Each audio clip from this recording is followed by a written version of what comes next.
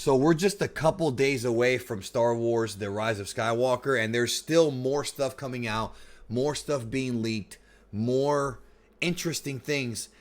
This is actually official stuff, though, from the Star Wars Rise of Skywalker Visual Dictionary, right? This is the official visual dictionary book, and there's a lot of really interesting things that were revealed in this book about Kylo Ren, about Rey, about what's been going on in the galaxy for the past year, between Last Jedi and The Rise of Skywalker. So I'm going to be going through some of the leaks and kind of talking about, I'm not going to go into explicit details on spoilers in this video. I don't think I have other videos covering it, but I do want to discuss some things that are talked about here. This is all official stuff. This is actually the book coming out.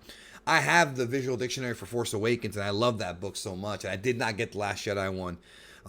But there's always some good tidbits in there. Anyways, there's some really interesting stuff here with Kylo Ren I want to get to. But first I want to get this Rey thing out of the way. So I'm going to start with Rey here. What it says for her profile. And this is usually, it gives you an update, what's been going on. I'm going to read it and then give you my thoughts. It says, Rey's journey through the Force has proven challenging. Her first awakening to the greater power that binds the galaxy together came from a vision sparked by a contact with an old Jedi lightsaber. That was in Force Awakens, showing her images of pain and destruction. This stirring in the Force alerted Supreme Leader Snoke and Kylo Ren to her presence, making her a prime target in their bid to rule the galaxy. That wasn't really shown in Force Awakens. If I remember correctly, I'm pretty sure Snoke... Actually, no, I'm positive Snoke told Kylo Ren, there has been an awakening, have you felt it, before she even touched the lightsaber. So that's BS right there. If you watch the movie, it happens before. They were alerted to her presence prior to all of this. Excuse me. So, moving on. Now, here's where things get interesting. Moving on. Snoke knew that Rey and Kylo were linked through the Force. A prophesized Dyad. So again, prophesized, another prophecy, connecting two individuals across space and time.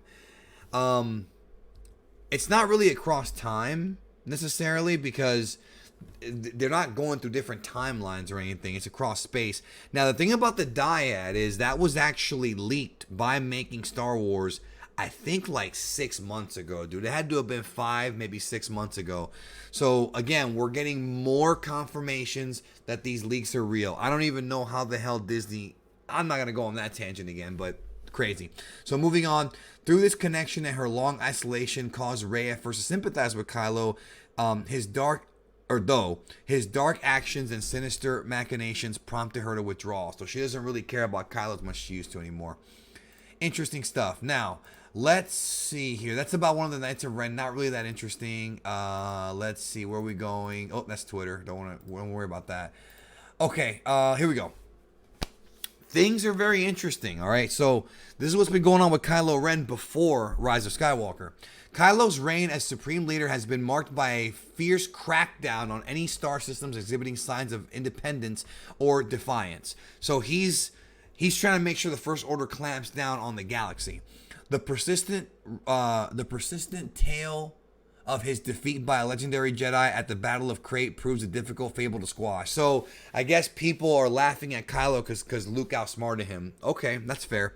Ren declares any words showing such disloyalty as subversive and dispatches stormtrooper patrols or even his dreaded Knights of Ren to root out the malcontents and crush spirits. During this campaign of terror, visions in the Force as well as scraps of arcane lore uncovered in Snoke's old bases led him to an ancient mystery.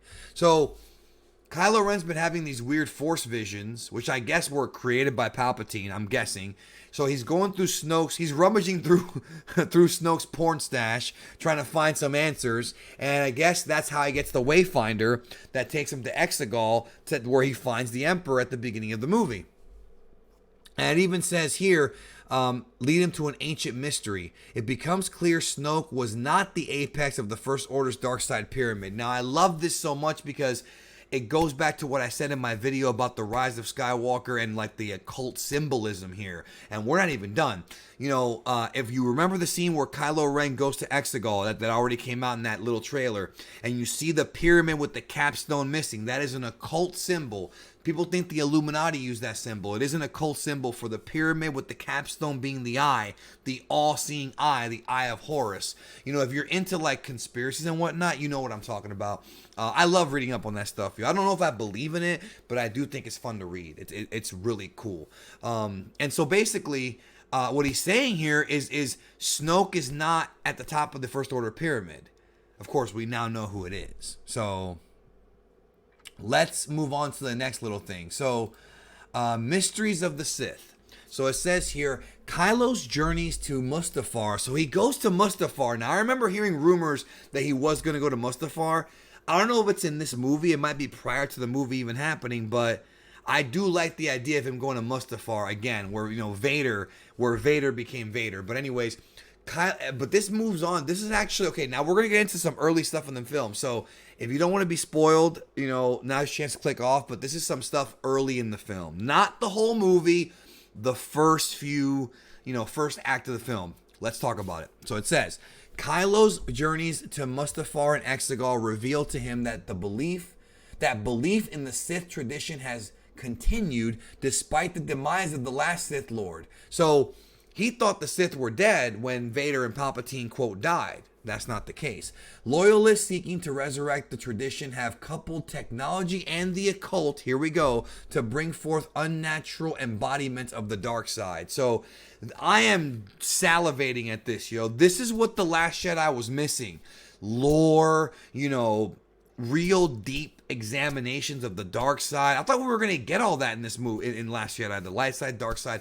Now it looks like we might get it, or at least the book's talking about it. So interesting. So it's technology mixed with the occult to bring unnatural embodiments. I don't know what that could even mean, but that's interesting. Moving on, he says, Kylo comes to learn that he is heir to a vast empire waiting to be unleashed from the depths of the unknown regions, which is, of course, the Star Destroyers and the Sith Troopers.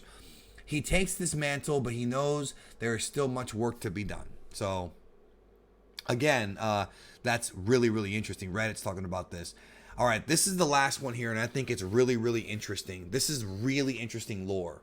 And again, what happened to all the lore? I'm glad JJ's at least smart enough to put the lore back in. Kylo Ren's complete submission to the dark side and his pursuit of answers and power concerns, it's hard to read this, as you can see, concerns the Supreme Council, which is basically the group of guys that run the First Order, who favor much more orthodox tactics and strategies for the conquest of the galaxy. So essentially what's going on here, based on what we've learned, is that Hux and Richard E. Grant's character, Pride, I think his name is, they think that Kylo's wasting his time being all fascinated with dark side stuff. They think he's wasting his time. They're more focused on getting the military going, making sure the galaxy's in order. Kylo's more like trying to figure out what's going on with the dark side and these weird visions he's been having. And again, trying to rule the galaxy. But Ren's return from the unknown region with the promise of new warships and soldiers, all engineered decades earlier by the Emperor himself, boisters confidence in the Supreme Leader. So he comes back with more weapons. The intricacies of the Sith lineage remain an impenetrable dark page of history for most of the First Order, but Ren believes he will return the Sith to power and fulfill his grandfather's legacy. So there's a couple things I have to ask about this, all right? First of all, Kylo Ren was never about the Sith.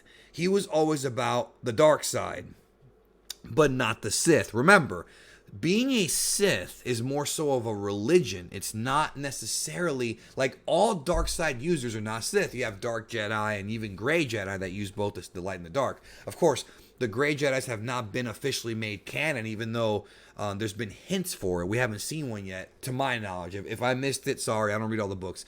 But essentially, what's weird about this is he wants to return the Sith to power, which is fine. That's how it was in the old trilogy until Luke saved the galaxy, and fulfill his grandfather's legacy. But that's not his grandfather's legacy. Vader's whole thing wasn't about the Sith, especially not when he died. What I don't understand about this is when Kylo realizes that the voices he's been hearing in his head are not actually Darth Vader, that it's freaking Palpatine doing Darth Vader to trick him, wouldn't that have immediately alerted him that the Emperor is not on his side, that the Emperor's trying to manipulate him and fuck with him? I don't know. So moving on, it says, as ruler, Kylo feels no indebtedness to the Sith eternal cultists, for they are but a means to an end. He has sacrificed far too much to be subservient. So I don't know who these Sith eternal cultists are, but I'm guessing they are guys that are worshiping Palpatine and are probably people in that weird temple that he goes to in Exegol. Because we did find out there are some acolytes there that like worship Palpatine. I don't know if they're actually fighters, but they worship the Sith. So that means at some point Palpatine knew about that mysterious planet and just wanted to investigate. But that's a different video. Anyways, what I find weird about all this is, where is Ghost Anakin at? Like, why hasn't... Here's what I don't get. When you become one with the Force, when you become a ghost, Obi-Wan, Yoda, Anakin, Qui-Gon also, why haven't they stepped in and told Kylo Ren and other people like Rey, Poe, Leia maybe, hey, yeah, you realize that the Emperor's still alive and he's out there in the unknown region. Is that like beyond their power? Is the Emperor blocking them from seeing that? Like, will that be explained in the movie? Why has Anakin Skywalker, the ghost of Anakin Skywalker, why has he not appeared and talked to Kylo Ren? Right? Like, wouldn't he say, dude, that's not me talking to you. That's not my voice. And Palpatine's fucking with you. Like, why hasn't that happened? Again, just really, really weird and, kind of crap. Like, well, we'll see what happens in the movie because there might be an explanation. Maybe Palpatine is clouding the dark side because, the dark side clouds everything. And maybe they can't sense Palpatine being out there. Maybe they don't know. What about Luke? Luke knew about Snoke because Luke mentioned Snoke in episode 8. But he didn't know about Palpatine? That's weird. So anyways, that's what I have for you today. A couple of tidbits here and there about the movie. And I like the idea of Kylo not being loyal to the Sith Eternalists, which I hope means he's not loyal to Palpatine, because Kylo Ren being subservient is not what that character needs to be right now. Not after what they did with him in episode 8. So I feel like him being subservient to the Emperor makes no sense. It makes no sense. Anyways, thank you so much. And the movie's coming out in a couple of days. I hope it's good. I really do hope it's good. But we'll talk more about it as things come out. Thank you, and we'll talk soon. Have a nice one.